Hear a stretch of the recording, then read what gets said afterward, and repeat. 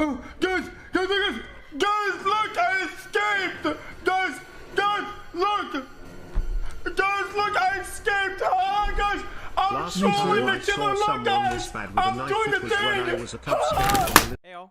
So I've been asked many times over the past couple months in streams and on videos a somewhat common question, and that would be like, how do you stay so calm when playing DBD?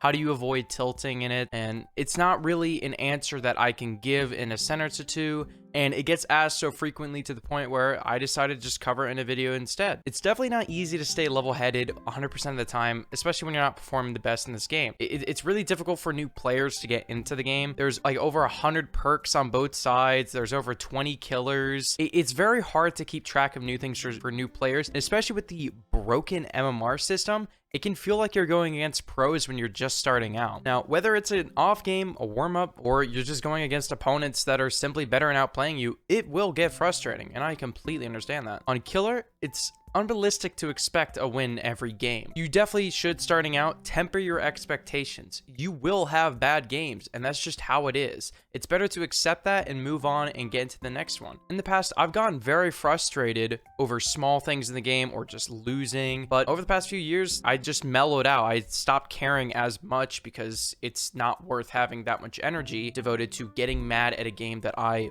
really like. I focused rather on having fun in the game than winning, because you should still be able to lose and have a good time throughout the match, especially if it's a tense one. For a lot of killers, it is common to go against the commonly referred term as Swift bully squads, which are, to dumb it down, basically 4-man Swifts that are on comms, like in something like Discord, who play extremely aggressively, usually with flashlights accompanying them, and they just are really good, and they outplay the hell out of you, and it can be really frustrating to roll against this guy. He's getting blinded at every pallet, getting teabagged, getting flashlight saved, getting mocked. It gets to people. I completely understand that. But that's what these players want to happen. They want to get in your head and give them your full attention. If you focus on just one survivor because they clicked or teabagged, and they know how to loop, that's what they want. They want you to spend your entire match focusing them out, because not only do they like being chased, they know the more that you focus on them, the more you're going to throw the game. So in these instances, it's just best to ignore these annoying spams and just take a breath. And I've experienced this feeling a lot myself. It's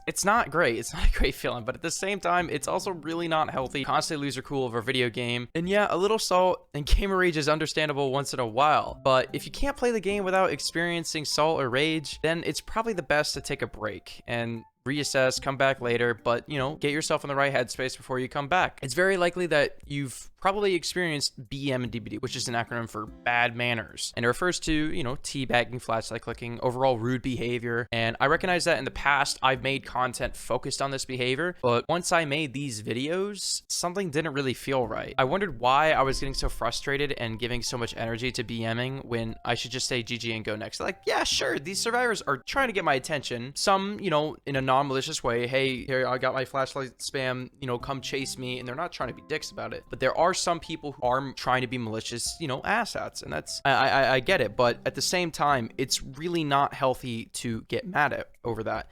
And, you know, that's a big reason why I stopped posting these type of videos, because I agreed with some of the criticisms that I received on them. Like, yeah, I shouldn't get mad at them. So when I posted those videos, I probably took like a couple days. I read some things online, and I decided that, you know, going forward, I was going to try and mellow out a little bit more and just relax. I devoted a lot more of my energy to content and having fun rather than focus on what the other side was doing to me. And that made my mood during Dead by Daylight much better. On the other side of the coin, some people are doing it to maliciously tilt players. Let's not pretend like that's not the case. That there are absolutely some people out there that relish in making the other side smash their keyboards and just punch air. Like, let's not pretend that doesn't exist.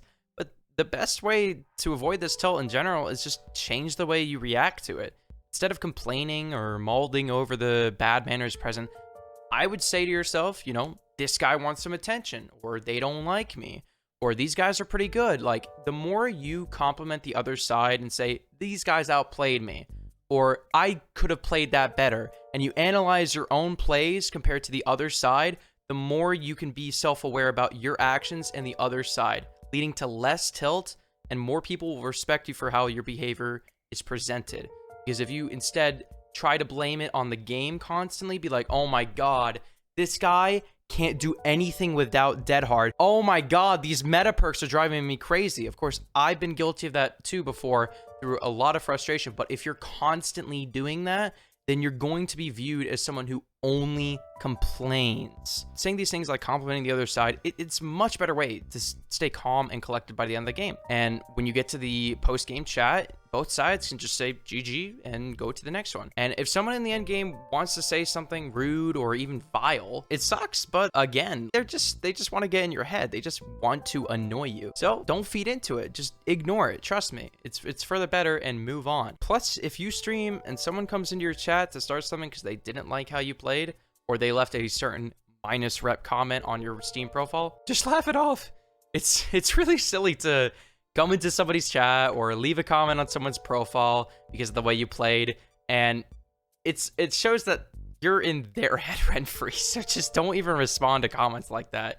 Play how you want. You paid for the game. Respect others. Just relax. Now on the survivor side, many complaints are usually directed to the killer, whether it's their playstyle, their perks, their add-ons, what killer they're currently playing, and the killer does have the most control on how the game is going to go.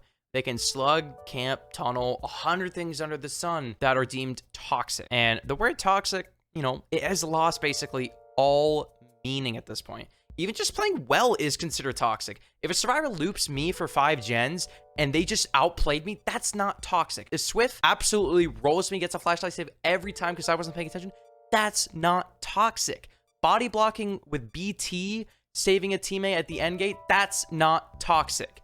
That is simply outplaying the other side. And honestly, seeing everyone refer to these actions as just playing well as toxic is ridiculous. What's going to happen when someone actually comes and does something toxic? The word is already misused so many times that it's like the boy who cried wolf. I still believe that the stigma around camping, tunneling, and slugging are unwarranted. Yeah, sometimes people do it maliciously, but a lot of the time, it's to make a comeback. It's a valid strategy, and yeah, maybe a survivor game is ruined by it, but you shouldn't go out of your way to harass a killer who's just trying to make a comeback. The other side is human as well. When a survivor is given endurance when unhooked by a teammate with borrowed time, if they choose to take a hit and body block the killer to help their teammate who unhooked them, they kind of deserve to be rehooked, because you're forcing the killer into an unwinnable position, even if the killer is trying not to tunnel the person in the first place. I've experienced a lot of times before. I try to play as respectfully as possible. I don't want to overly camp. I don't want to overly slug.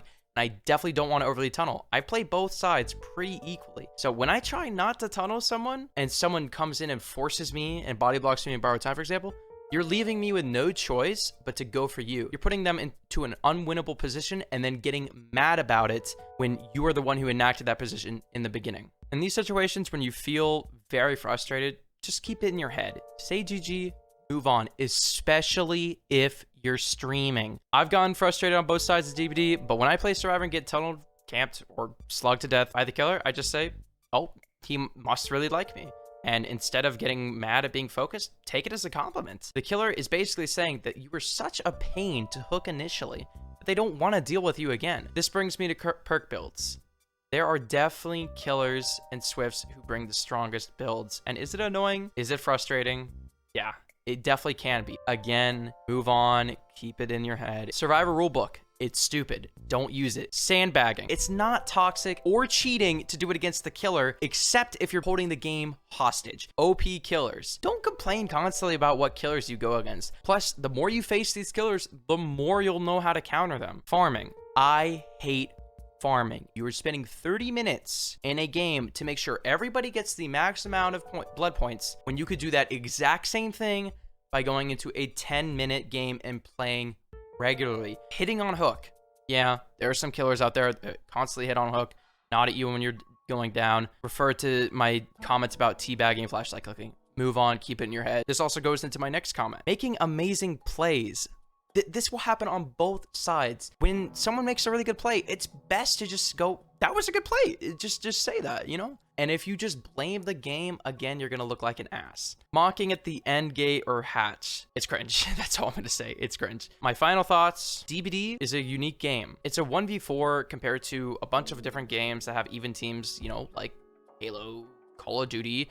And while I'm for a little banter to the other side in most games, when it comes to DBD, if a killer gets absolutely rolled, I'd rather just leave him alone, as it feels like punching down on one person because it's technically 4v1, even if the killer has a substantial control over the game can unfold. Please just ignore these people purposely trying to get a rise out of you. It's not worth it. Kill them with kindness. It will become easier over time. I've been there. It took me some time to get used to it, and I know anyone else can too. And if you enjoyed this video, make sure to check out my other stuff. Anyways, I'll see you in the next one. Cheers.